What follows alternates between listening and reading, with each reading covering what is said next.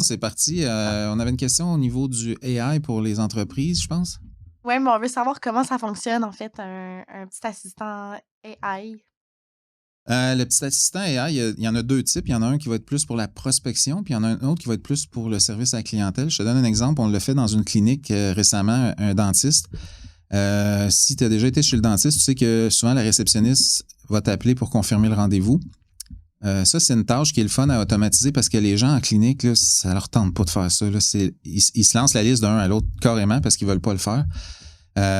Souvent, ils vont pas nécessairement pouvoir parler au client. Ils vont laisser un message. Des fois, le client travaille tard, il n'a pas le temps de reconfirmer, tandis que le petit robot, lui, il lâche pas. Il peut appeler le matin, le midi, l'après-midi, jusqu'à temps qu'il réussisse à parler à quelqu'un puis confirmer le rendez-vous. Fait que ça, c'est super bon pour les no-shows qu'on appelle. Ils viennent pas, les clients, tandis qu'avec le petit robot, ben, tu vas le savoir déjà. S'il vient pas, c'est parce qu'il a confirmé avec le robot. Le petit robot aussi, il peut t'envoyer un message texte, te répondre aussi par message texte avec le client. Il peut même te recéduler à une autre place dans l'agenda. Fait que depuis qu'on a mis ça dans la clinique, là, les filles là-bas sont super contentes.